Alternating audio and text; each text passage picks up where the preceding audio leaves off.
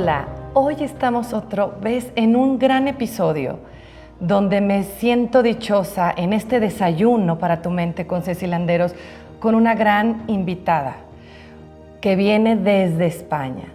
Es para mí un privilegio poder contar con la presencia de Bego Vega. Un episodio más donde vamos a llevar el alma, vamos a llevar tu conciencia, vamos a llevar mucha información que va a tocar aquellos rincones donde te vamos a dar como una guía en ese mapa de tu vida. Bego, te cuento, aunque ella se va a presentar, donde te va a decir realmente lo que ha tenido impacto en su vida. Bego, nacida en Segovia, me impactó mucho cuando leí sobre ella y más que ella me lo contó. A los 19 años ella decide marcharse y se va a Madrid y luego a las Islas Canarias. Eso se me hace que fue un momento, obviamente ella te lo va a decir por viva voz, donde hace un cambio en su vida a una edad temprana, una edad en la que es tan importante, donde puedes tomar decisiones, pero a la vez que vas a salir y vas a encontrarte con el mundo en la adolescencia. Entonces ella tiene muchas experiencias y un bagaje de conocimientos, un bagaje de historia, de información que te va a dejar impactado. El tema, que es la fruta, ya sabemos que es un desayuno, nuestra frutita del día de hoy es el arte y la creatividad como herramienta de autoconocimiento. Entonces, Bego, bueno, de verdad, gracias, me complace tenerte aquí porque nos vas a ayudar muchísimo a toda nuestra audiencia, nosotras mismas, en un autoconocimiento, autodescubrimiento, niño, adolescente, adulto, bueno, ¿qué más? Por favor, dime, tú, ¿qué puedes decir de ti misma? Que obviamente hay otras cosas que fuera de cámaras platicamos. ¿Cómo más puedes presentarte para que sepan quién eres? Bueno, siempre he sido una persona muy inquieta desde niña y creo que esa propia inquietud fue la que me llevó a salir tan pronto de ese estado de familiar en el que yo no me sentía realizada, ¿no? Con el tiempo descubrí que no estaba ordenada en relación a ellos y lo tuve que aprender a través de mi propia experiencia terapéutica y como alumna, pero necesitaba ser yo y en mi entorno familiar más cercano no se me permitía. Entonces di un salto, creo que demasiado temprano, porque con 19 años yo creo que la persona no está lo suficientemente madura como para saber lo que necesita realmente, pero era una fuerza más grande que yo la que me movía a hacer ese paso. Y claro, llegar a Madrid desde Segovia, que es una ciudad chiquitita, apenas de 45.000 habitantes, ahora un poco más grande, pero en aquella época era como un pueblo grande, ¿no? Pues fue como un salto demasiado difícil de sostener y era muy grande aquella ciudad para mí. Y por circunstancias de la vida aparecí en Tenerife para hacer un programa de encuestas y me fascinó aquella tierra. Es un paraíso natural, donde la gente es súper humana, muy parecida a México en cuanto a energía y también esa hospitalidad que os caracteriza y que también allí me sentí súper acogida, ¿no? Y entonces decidí quedarme, me había ido a hacer un viaje de 3 meses, un trabajo de 3 meses, pero no sé cómo se dio todo y allí me quedé. Y entonces realmente yo empiezo a tener conciencia de lo que soy y de lo que realmente me pasa viviendo en Tenerife.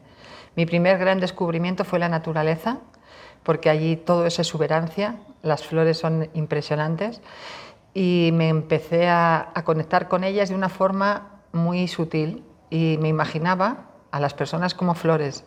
Eran mis propias maneras de gestionar ese proceso creativo, ¿no? Y entonces eso me hacía acercarme más a las personas. Y a raíz de eso empecé a tomar conciencia de cosas que me estaban pasando y que no me gustaban a nivel interno, ¿no? Había como situaciones para mí muy dolorosas que no sabía cómo gestionar y entonces fue cuando empecé a mirar dentro. Mi primera experiencia con el autoconocimiento fue a través de una técnica de respiración que desarrollaron un terapeuta inglés que no recuerdo el nombre porque yo me quedo con la esencia, pero los nombres los olvido fácilmente, que es reversing, y entonces es volver a través de la respiración al momento de tu nacimiento, en el parto, ¿no? Entonces es una experiencia impactante porque realmente conectas con ese dolor del parto, de tomar el canal de la vida. Y ahí hubo mi primer contacto con el dolor que yo sentía de no haber recibido el amor que yo necesitaba, ¿no? Como niña, por parte sobre todo de mi padre. Y eso se traducía en el exterior a través del enfado con el poder, que es un poco lo que simboliza la figura paterna, ¿no?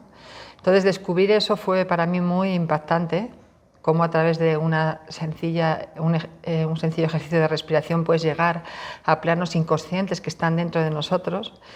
Y fue mi primer momento de conexión con lo que me estaba pasando, ¿no?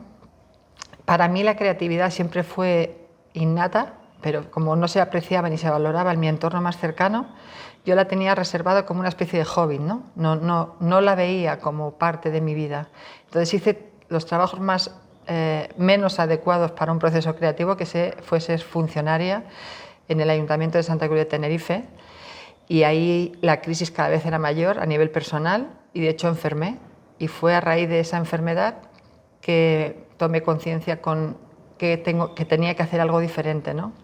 Conocí a un homeópata fascinante, un médico que tenía una sabiduría para aquel momento muy evolucionada. Me trató con medicina antroposófica, que en aquel momento en España ni se reconocía, y fue lo que me salvó de aquella circunstancia, ¿no? Porque me acuerdo que cuando le fui a ver a la consulta, él me explicó de alguna manera en un mapa que le había hecho todos los procesos que yo había ido experimentando hasta llegar a desarrollar ese tumor, y me dijo: de la misma manera que has construido este mapa, ahora tienes que dar los pasos para atrás y decides quedarte, porque la otra opción es que te puedes ir, ¿no?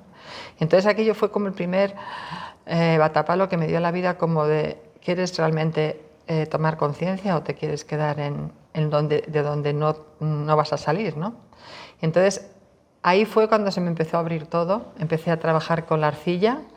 Me lo recomendó este mismo terapeuta, porque la arcilla en sí misma, como material creativo, tiene toda la connotación ancestral de la mujer que conecta con el barro para construir los recipientes donde van a prepararse los alimentos. Y ese momento para mí fue súper sanador. O sea, yo entendí que a través de darme ese espacio iba a poder conectar con esa parte de mí que hasta ese momento no había contemplado. Entonces, el que entonces era mi pareja, que era un gran hombre, sabía de mis inquietudes y de mis ganas de realmente estudiar arte, pero como yo ya tenía 36 años, era como: ¿cómo me voy a meter yo ahora a estudiar, no? Sentía una vergüenza profunda. Entonces, él, de forma muy generosa y muy bonita, me matriculó y me lo dio como regalo de cumpleaños cuando yo hice 36 años. Entonces ya no tenía excusa, tenía que ir. Ya estabas adentro, ya estabas matriculada ya. Entonces entré en la Escuela de Arte de Santa Cruz de Tenerife y eso fue una revolución. Fueron 5 años plenos en todos los sentidos. Mi curiosidad, mis ganas eran enormes. Como la gente que me acompañaba eran mucho más jóvenes que yo, no tenían el mismo bagaje, no tenían tampoco las mismas ganas de aprender. Y yo le pedí al director de la escuela que me dejara utilizar los laboratorios por las tardes para seguir experimentando con esmaltes japoneses, que era una de las partes que más me fascinaba, la cerámica japonesa, ¿no? Y él me dejó la escuela, entonces yo estaba todas las tardes allí en mi laboratorio. Era de la escuela, pero yo lo sentía como mío, ¿no? Porque estaba a mi disposición todo: materiales, hornos, ¿cómo se llaman estos? Las básculas para pesar los ingredientes. Entonces esa fue mi primera conexión real con creer que esa creatividad podía ser mi herramienta de vida, ¿no? Ahorita que comentas, estoy viendo y de verdad me viene información, me viene la importancia de cuántos seres humanos viven esos momentos que me mencionas. Este fue el momento, este fue el momento, este fue el momento. En realidad, creo que somos un cúmulo de momentos donde vamos dándonos cuenta de que tomé la decisión a los 19, tomo la decisión viene en mí una situación de salud, digo, y me siento completamente empatada contigo porque yo tuve Lyme, y esos momentos en los que nos dan ese diagnóstico, en los que nos vemos inmersos en una situación de salud diferente, porque yo así les menciono, de hecho una vez en terapia a un cliente que tenía un diagnóstico de cáncer, yo le decía, cambia la forma en cómo hablas. Creo que ahí es la forma de hablar, como dicen los 4 acuerdos, ¿no? Sé impecable con tus palabras. La forma que hablas es como la mente va a ir generando, va a ir creando, va a ir construyendo. Entonces, tú vas haciendo un paso a paso de momentos en los que tienes esa fuerza interior a los 19 años. Esa fuerza que viene después de esa situación de salud y que tu compañero de vida en ese momento dice, si yo no la lanzo, y ahí también me veo súper parecida contigo, porque cuando yo estudio la maestría en Gestalt, yo la quería desde antes y mi esposo también me dice, ya es el momento, ve ahora. Digo, un poco medio machismo el asunto, porque digo, yo decía que era antes, pero bueno, yo tenía 3 hijos chiquitos, y creo que son momentos que nos van llevando, y a ti te va llevando por el camino de la maravillosa conexión con lo que somos, con nuestro origen, que es la naturaleza. Y luego vas con la arcilla, entonces vas juntando lo que eres tú, y eso es lo que yo quiero que vayan viendo toda nuestra audiencia, o sea, vas juntando y vas encontrándote en tu mapa, en tu camino, en tu estilo de vida, que son herramientas que tú les puedes compartir con tu propia experiencia. Claro. Nadie puede decir sobre lo que es mejor y debe de ser así. ¿Quién te dijo? Y pues al final estamos en preguntas y respuestas, ¿no? Entonces, aquí me hablas tú de que veo que uno de los 3 pilares, ¿no? Orden, belleza y armonía, y me encantó. Me encantó porque creo que si vamos viendo, sí es cierto, si forman parte de nosotros, que puede ser a lo mejor eso sí, ¿no? Eso sí lo podemos llevar a que, oye, si yo tengo orden, armonía y conecto con la belleza, ¿cómo puedes integrar y compartirles qué fue para ti este encuentro, estos 3 pilares que dijiste, los fui haciendo? Claro, es que yo creo que instintivamente nosotros nacemos con unos valores y unos talentos que son innatos a cada ser humano. Y es la educación y la sociedad y muchas veces el país en el que vivimos, que depende cuáles sean, se contemplan o no se contemplan. Pero tú que has tenido hijos, seguro que has visto que cada uno de ellos tiene unas actitudes diferentes desde pequeñitos y cada uno tiene unas metas o algo que le motiva, ¿no? Y de alguna manera yo creo que ese tomar conciencia de hacerme responsable de mi proceso creativo fue el que empezó a darme ese orden en mi vida, porque en el fondo yo creo que cuando no estás ordenado, estás en caos, es como si fuera un puzzle que está totalmente desmontado y tienes que empezar a colocar piezas, porque si no aquello no tiene sentido, ¿no? Entonces, el primer y el más básico, y en el que sigo todavía, porque de hecho estoy trabajando con constelaciones familiares, porque el mayor caos del que venimos es el no aceptar o no respetar el orden del que venimos, de nuestro linaje, ¿no? Y yo ahí me he pasado 7 pueblos, es decir, he sido un poquito sobrada, pero ahora con humildad lo reconozco y bueno, era lo que podía hacer en ese momento. Y no lo hice nada más que como pude, ¿no? Pero realmente ahí, en el momento que uno se ordena, empieza todo a tomar armonía, todo empieza a tener sentido. Y cuando empiezas a tener conexión con para mí, esa fuerza que la vida te da, esas señales, esa congruencia, esas personas que te van apareciendo, porque realmente cuando uno se entrega a la vida, ya lo decía el alquimista, Pablo Coelho en El alquimista, que cuando tú te ordenas, el universo entero se confabula para acompañarte en esa meta, ¿no? A conseguir esa meta. Y eso es lo que te da la conexión con la belleza, que para mí es como el sumum, ¿no? Y ya lo decía Tagore, que aquel que ve la belleza ve la verdad, la siente, ¿no? Y eso realmente es todo un proceso que no fue justamente en ese momento, se ha ido como construyendo y cada vez ha ido tomando como más solidez. Pero sí, para mí son como mis raíces. Desde ahí construyo todo lo que hago ahora, ¿no?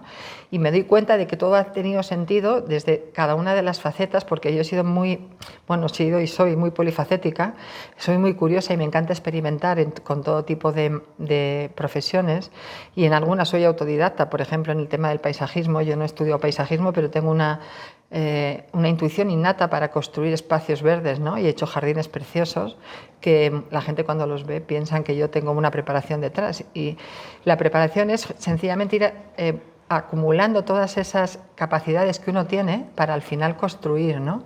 Y es verdad que es necesaria una formación para hacer las cosas de una manera excelente, pero también es bueno dejarse llevar de esa manera sutil a la hora de construir espacios que realmente se conjugan con las personas que viven ahí, ¿no? Entonces, lo que te comentaba antes, ¿Cuál fue mi primer momento en este sentido? El conectar con el orden y la belleza en los hogares. Para mí el decorar era algo también ahí sí que hice formaciones, pero era ya también innato. O sea, yo llegaba a mis casas, me he mudado 22 veces, o sea, imagínate si Algo de experiencia. si tengo experiencia. En mudanzas. Y en espacios, ¿no? Y yo lo primero que hago cuando llego a un sitio, no sé el tiempo que voy a estar en él, pero lo adecuo a mí. Es decir, pongo la belleza y la estética que yo necesito para sentirme cómoda. Porque en el fondo la casa no es más que nuestra segunda piel.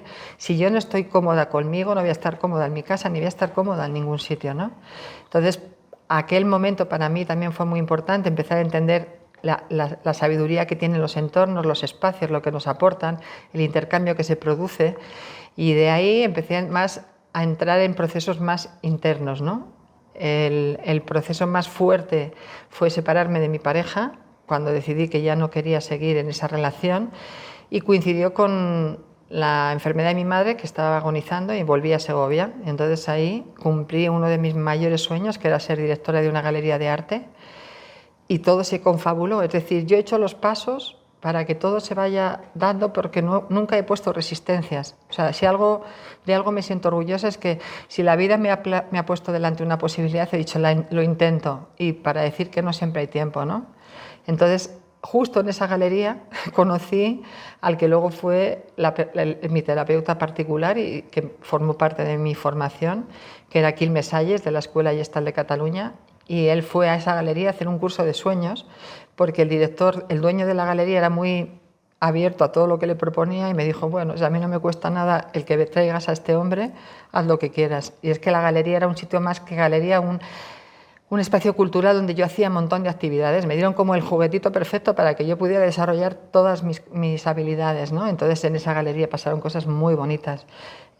Aparte del taller de sueños, hubo exposiciones y exhibiciones de cine, de revistas de arte. Bueno, fue un proyecto muy bonito mientras duró. En ese proceso murió mi madre y mi padre, y entonces fue cuando yo decidí que tenía que elegir hacia dónde quería ir, y para mí era muy importante el mar, y por eso viví 20 años en Canarias, y me miré hacia Barcelona, acompañada un poco por el proceso que había iniciado con Quilmes Salles y la Escuela Gestal de Espai Lúdic. Y bueno, ahí fue profundizándose cada vez más todo ese proceso personal mío. Empiezas a quitar capas, y realmente hay muchas capas en cada ser humano que tiene que ir limpiando con la mejor disposición, y sobre todo con algo que te comentaba antes de entrar aquí, que es el amor a uno mismo, porque si no nos aprendemos a amar, realmente estamos autodestruyéndonos de una forma absolutamente desoladora, ¿no? Y a mí me costó mucho tomar esa conciencia de amor a mí misma. Tuve que pasar por varios procesos y tomar conciencia de que mi niña estaba muy herida y que la tenía que atender, ¿no? Y por eso trabajo con niños también. A mí me gustó mucho, de hecho fue donde también enganché en las redes, donde como ahora sí que te estuve viendo lo interesante de tu conexión con el niño, hablas del adolescente, algo que me impresiona mucho porque hay pocos libros, poca gente que manejaba. Yo me enfocaba mucho en la adolescencia, siempre me ha gustado. Yo fui una persona que vivió la adolescencia muy bien, o sea, me acuerdo perfecto, y veo cómo son las adolescentes y sé, y ahí es donde coincidimos las dos, donde la importancia de cuidar y atender al adolescente, y que cuando estás con el adolescente ayudándolo, y aún siendo los que nos están oyendo, que son los adolescentes, el retomar a tu niño. Entonces, tú me hablas de algo que me gustó mucho, que es conectar con la información inconsciente. Entonces, todo este camino que tú has llevado te ha conectado con esa información, porque si no conectamos con eso, no lo trascendemos. Si no sabemos esa información es poder, ¿no? Al final, ¿no? Si no conectamos con esa información, ¿cómo podemos? O sea, ahora sí que, ¿cuáles fueron tus herramientas? ¿Cómo fuiste dándote cuenta? Porque te diste cuenta que tenías que ir con la niña herida y viviste también una adolescencia. Entonces, ¿cómo les compartes cómo fue tu reconexión con el niño y tu vivir tu adolescente, para que podamos ayudarles a quienes son adolescentes, que quizá les demos un tip de decir, cuida a tu niño, que lo tienes abandonado, y el adulto? Tú lo viviste. Entonces, ahí reconectas con tu niña herida. ¿Cómo van a saber, cómo supiste que tu niña estaba herida? Bueno, ahí entra un poco uno de los motivos por los que yo estoy en México. Yo en Barcelona conocí a Héctor Grijalva y a Lupita Morales, que fueron a dar el primer ciclo de Gestal Infantil y Juvenil, y yo asistí a esa primera convocatoria, ¿no?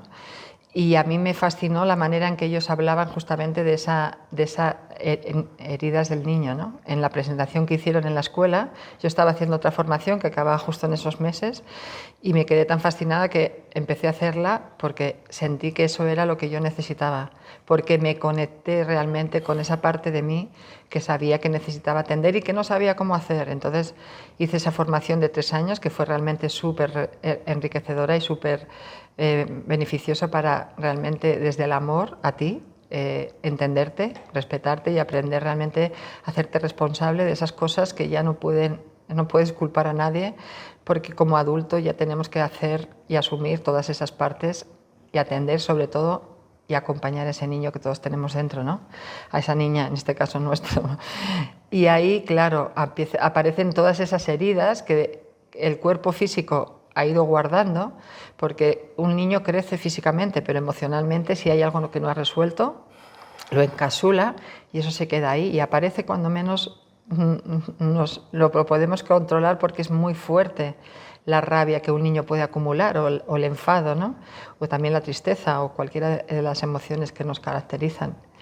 Y realmente para mí el paso fundamental es que cuando sientas que hay algo que no va bien en tu vida, que en vez de mirar afuera, tengamos la voluntad y la fortaleza de ver y atender qué es lo que nos está pasando por dentro, ¿no? Y ver de qué manera podemos darnos lo que nos hemos prohibido hasta ese momento. Y empezar a hacer un proceso terapéutico, yo creo que tendría que ser recetado como una necesidad imperiosa cuando el niño pasa a la adolescencia, porque realmente es un momento en el que tiene que dejar la vida súper cómoda, en la que se lo dan todo hecho, empiezan a exigirle cosas sin haberle dado todavía un proceso de maduración. Por eso hay tanta rebeldía en la adolescencia, porque en realidad él necesita crearse y lo que se le ponen son muchas más normas y más exigencias de las que realmente él puede gestionar, ¿no? Entonces, hacer un proceso terapéutico en esa etapa de la vida, yo creo que haría mucho más liviana la vida del adulto y, en consecuencia, la vida del mundo, porque en el fondo somos seres individuales que vamos sumando. Y si hay un proceso que está inacabado, lo vamos a estar soltando y vomitando al mundo, ¿no? ¿Tú les recomendarías, porque es algo que a mí se me presenta en terapia, el adolescente cuando llega, que vaya también los padres? Es que son un tándem, no se puede ir solamente. Eso es lo típico de los padres. Yo cuando me llaman y me dicen, queremos que veas a nuestro hijo porque tiene un problema. Yo siempre, no se lo digo en el primer momento, ¿no? Pero digo, el problema no es de tu hijo, el problema es de toda la familia. Y si hay más hermanos también. O sea, es algo que el engranaje no está contemplando y él lo está verbalizando y lo está sacando a flote, pero es algo que seguramente tiene que ver con los padres. La importancia, entonces, fíjate, vamos viendo de que vamos encontrando información inconsciente, entonces, cuando tocas tu niño herido, claro, ahí hay información inconsciente. Claro, todo lo que has guardado porque no se te escuchó en ese momento. Entonces, el niño que hace ante un adulto se siente pequeño y no se siente con la rebeldía o con la fuerza de contestar o de plantear la situación como él la vive. Y aunque él sienta que es así, lo que necesita es el amor de esas personas adultas y el cuidado para seguir creciendo. Eso lo sabemos instintivamente. Un niño no está preparado para la vida. Dicen que hasta los 15 años, yo creo que mucho más, en más edad, ¿no? Entonces, el niño de alguna manera se somete a los dictados de la educación familiar, de la escuela, social, y eso se queda ahí y eso inconscientemente no lo puedes aflorar con un proceso, si no se sigue quedando ahí guardado, porque en eso somos expertos, en guardar. Y fíjate que me gustó porque justamente en tu página, y bueno, y la parte lo comentábamos, donde dices el niño es el demandante, el adolescente es el rebelde y el adulto es el integrador. Entonces, ¿cuántas veces nos encontramos, Bego, con adultos en rebeldía? Que yo digo, bueno, no quiten a veces, porque a veces el innovador, el que dice, yo soy rebelde, porque yo tengo esa idea, ¿no? De que quien creó el control remoto de la televisión fue el que dijo, soy rebelde y yo no me quiero levantar. O O sea, yo quiero que, a ver, ¿cómo facilito? Porque voy en contra de tenerme que levantar y moverle al canal. O el que crea el elevador. Yo soy de la idea de que los innovadores, los que van en contra, los que sacan nuevas ideas son los adolescentes. Porque van, a ver, quiero salir de acá y quiero crear algo nuevo. Entonces, la importancia de eso, ¿no? De vivir bien tu niño, que no te quedes en el niño obediente, porque ¿cuántos adultos nos encontramos obedientes? ¿No? El niño bueno es muy habitual en muchos casos y es una gran herida, ¿no? Porque realmente no te estás permitiendo ser, estás siendo para complacer, pero no por tu identidad, ¿no?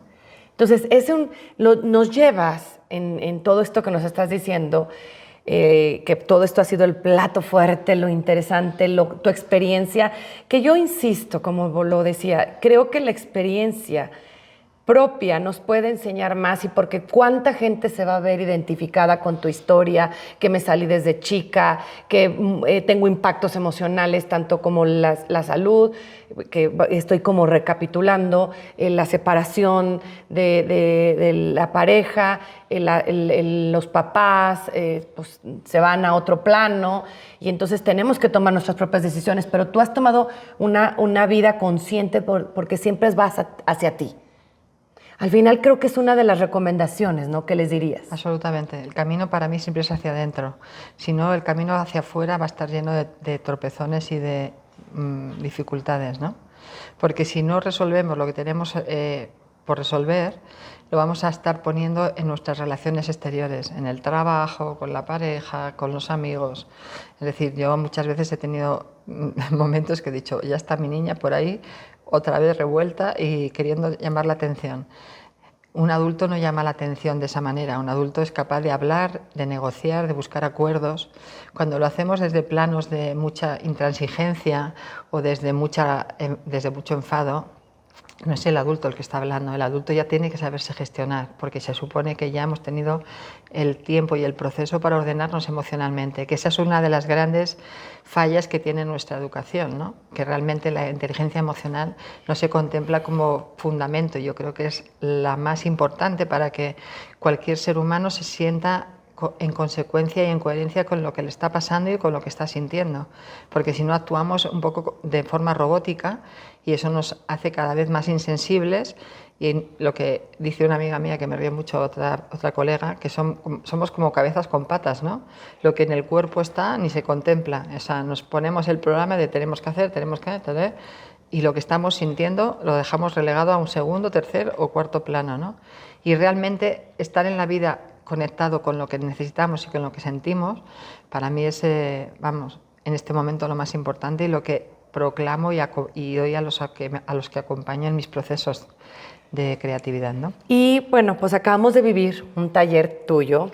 Fue impresionante, les comparto, fue algo maravilloso el haber contactado con mi niña, el pintar un árbol, el que le digo yo fuera de cámaras, o sea, yo vi que mi árbol estaba muy diferente, aunque todos son muy diferentes. Qué interesante forma tienes de ayudar, de acompañarnos, porque al final creo que ese es el objetivo, de que nos demos cuenta, pero sí pidamos ayuda, sí vamos con alguien. Y qué mejor forma tú nos das de un árbol, de pintar, de utilizar todos. Nos decías, saquen los gises, saquen los colores, saquen todo. ¿Por qué sacar todos los elementos en un cuadro? O sea, ¿por qué? Claro, porque yo creo que el lenguaje creativo es tan infinito como la capacidad que tiene cada ser humano de hacer y sentir diferente. Y además, si le das toda una riqueza de materiales para poderlo plasmar, entramos en una mayor abundancia de recursos. Entonces, no es lo mismo, y además lo experimentaste, no es lo mismo pintar con un rotulador, no sé cómo lo llamáis aquí, que con una pintura con pincel, ¿no? Donde hay una delicadeza en el trazo, hay un no control. No es un trazo recto y delimitado, sino que ahí también empieza a abrirse toda esa información. Y en ese campo de expresividad empiezas a hacer una conexión de una forma casi automática con la parte inconsciente.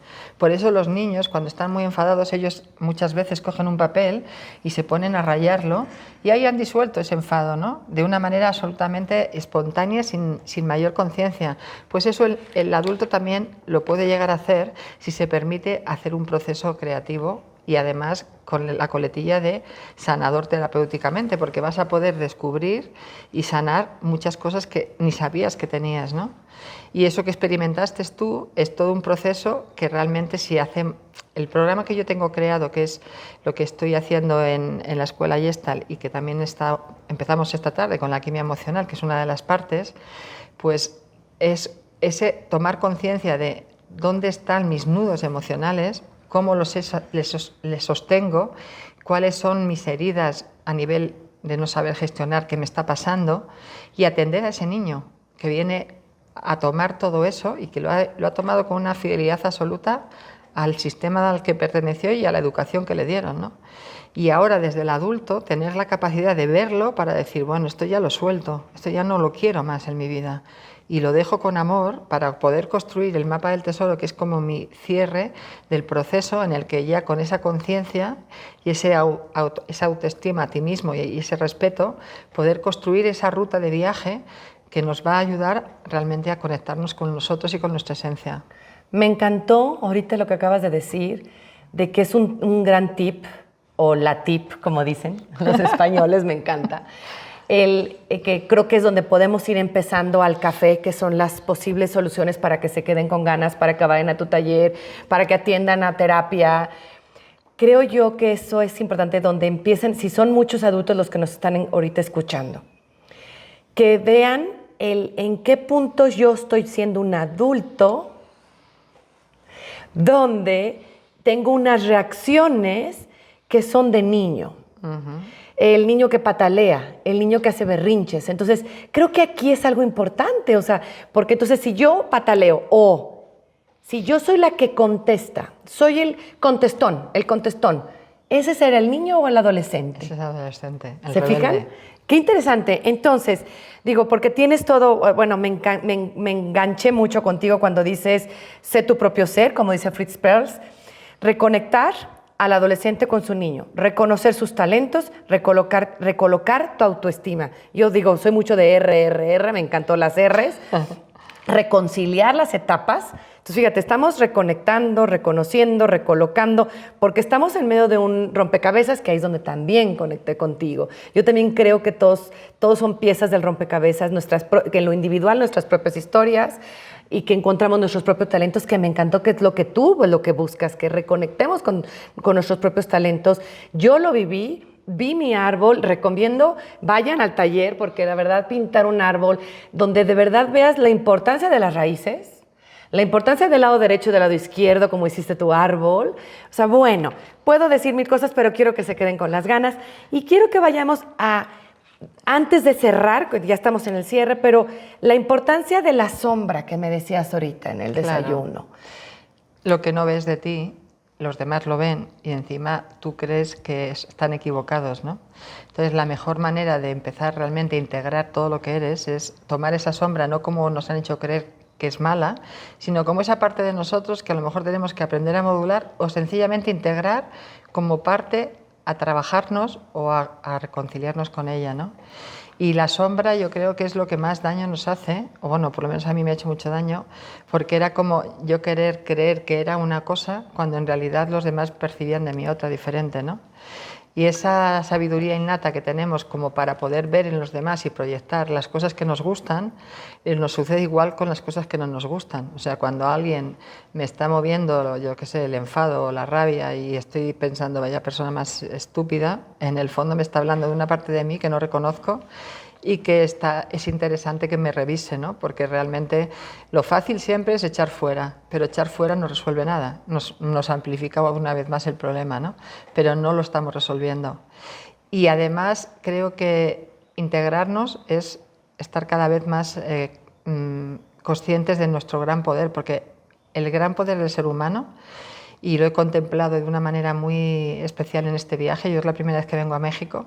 Hace mucho tiempo que quería venir y se han ido dando todos los momentos para que esto sucediera de forma muy mágica, a través de amigos que me han regalado el billete para que venga aquí. El encontrarme otra vez con Lupita y Héctor, que ha sido un gran regalo porque para mí fueron mi apertura de corazón. Y todo lo que me está sucediendo, me he encontrado montones de personas que me están acompañando de una forma súper desinteresada, desde un lugar de amor que a veces hasta me cuesta tomar porque me parece demasiado, pero el otro día fui a desayunar, yo estoy muy en las señales que me da la vida, y fui a desayunar a un sitio que me ponía un cartel nada más de entrar, todo lo que da, vuelve. Y entonces entiendes tantas cosas que me emociona un poco. Híjole, qué importancia, de verdad, porque justo me estás diciendo lo que me dijiste en el taller el viernes. Tu árbol está dando mucho y recibes igual. Entonces es la ley del dar y recibir. Entonces creo que empezamos ya a empezar en soluciones, en cómo estamos reconectándolos a todos con su ser, llevándolos a todos, y como yo aprendí en la maestría, es siempre te estás relacionando contigo mismo a través del otro. Claro, absolutamente. Sí, yo creo que si les dejamos eso y la responsabilidad, más sin embargo estábamos hablando de 5 posibles recomendaciones que pues, partiendo de el acompañamiento creo que es muy importante. O sea, pueden hacerlo solos, pero... Bueno, yo creo que solo nunca acabas de llegar al fondo porque siempre nos autoengañamos y estamos pensando que no es tan malo el toro como le pintan, dicen en mi tierra, ¿no? Pero realmente solos podemos llegar hasta un punto. Siempre va a haber una parte que nos va a costar tomar y en eso la terapia y el acompañamiento creo que es fundamental. Y además yo creo que tenía que ser algo normalizado. De la misma manera que te duele un pie o te rompes un brazo y te vas al traumatólogo para que te lo arregle, si tienes un conflicto contigo, con tus emociones, con lo que estás pensando y lo que estás haciendo que no tiene coherencia, a veces el estar acompañada de una persona neutral que te va a dar una visión diferente de ti, te va a dar unas posibilidades a la que tú solo, yo no creo que hubiera llegado sola a donde estoy. Vamos, lo firmo donde haga falta. Y creo que todos los colegas que conozco y las personas que han hecho procesos, se nota. O sea, hay un nivel de conciencia, de respeto, de escucha, de saber estar y no estar todo el rato demandando, ¿no? Que hace sentir que sabes dónde estás y sabes lo que te está pasando, ¿no? Entonces yo creo que la mejor medicina es, si estoy en crisis, es momento de abrirse a nuevas posibilidades, porque son nuevas oportunidades que nos da la vida para hacerlo diferente, ¿no? Entonces sería como vamos por el primero, ¿no? Sí. Entonces identifíquense. Si estás ahorita pasando por un momento de crisis, bueno, pues es el momento de mirar hacia adentro. Y luego, también nos recomendabas con relación a cómo iniciar tu día. Sí, yo hay una cosa que hago que me lo pasó un gran amigo al que quiero mucho, y es empezar el día agradeciendo. Estamos en una sociedad tan materialista que, como tenemos tantas cosas, nos focalizamos más en lo que nos falta que en lo que tenemos, ¿no? Y empezar agradeciendo cada día las cosas que nos dan la posibilidad de vivir ese día es la mejor manera de entrar con una actitud absolutamente compasiva y humilde, ¿no? Y después de dedicarnos un tiempo antes de empezar el día a estar con eso que estamos sintiendo, respirando. Lo de meditar yo lo practico, pero tampoco considero que lo tenga que hacer todo el mundo, o sea, pero que sí que tenga un momento para con él o para con ella de escucha, qué necesito hoy o qué me doy para que me encuentre mejor, porque el tema de la autoestima también es un tema que yo considero que no está muy trabajado en las personas, ¿no? Estamos acostumbrados más a dar al otro que a darnos a nosotros, ¿no? Y entonces esos mimos, esos autocuidados, yo por ejemplo, para mí un regalo de la vida es irme a un balneario, ¿no? Y me meto en el agua y es como desaparece todo y me sumerjo en ese canal de emociones y de vulnerabilidad y me permito, ¿no? Pues que cada persona busque qué le hace feliz y que se lo permita. No tiene que ser todos los días. Evidentemente yo no voy al balneario nada más que una vez al mes o no sé, cada vez que puedo, ¿no? Que se puede. Pero hay cosas que sí que puedes hacer, darte un paseo todos los días, como este es mi momento. Yo siempre les digo a los clientes que se den media hora para ellos, aunque sea para estar sentado en el sofá sin hacer nada más que estar ahí en ese tiempo de escucha, ¿no? Pero sí que haya un tiempo al día que no sea todo actividad o todo estar pensando en lo que tengo que hacer, sino lo que también quiero hacer también es igual de importante, ¿no? Y cerrar el día de la misma manera, agradeciendo lo que también ha pasado en ese día que le ha hecho ser diferente y eso me lo ha dado a mí y me lo llevo puesto, creo que también es una buena medida. Y yo creo que, sobre todo, el estar receptivo a lo que la vida tiene para nosotros, sin pretender ni tener ansiedad por cosas que en este momento por las razones que sean, no nos tocan, ¿no? El tener paciencia, o sea, para mí eso de que la paciencia es la madre de la ciencia, estoy convencida de que es así, ¿no?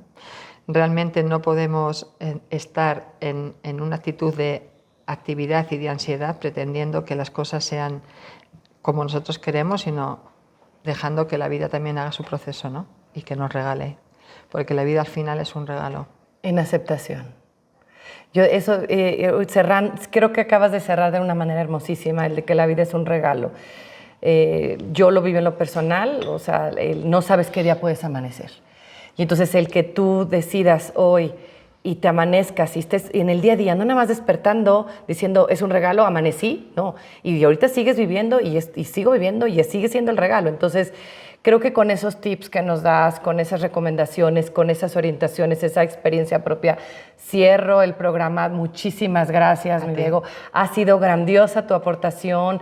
De verdad, estamos hablando de culturas que parecen ser iguales, pero tenemos una riqueza y que de verdad te lo agradezco. Y pues a los demás, o sea, al final de cuentas quiero que sepan que este es tu espacio. Este es tu lugar y esto es algo de lo mucho que vamos a ir viviendo, que es tu programa. Si quieres, ya sabes dónde buscarnos. Si quieres, aquí te vas a ir también donde puedes encontrar a Bego, donde están en sus redes, sus teléfonos te los vamos a pasar por aquí. Y no dejes de ver el programa, estate atento de lo que viene el próximo episodio, donde tú, si quieres algo especial, compártenoslo, porque te va a ayudar a ti y le va a ayudar a cientos de personas, donde todos estamos en la búsqueda de ser mejor. Gracias por el regalo de estar aquí. Gracias. Un placer. Gracias, mi Bego. Gracias a todos por acompañarnos.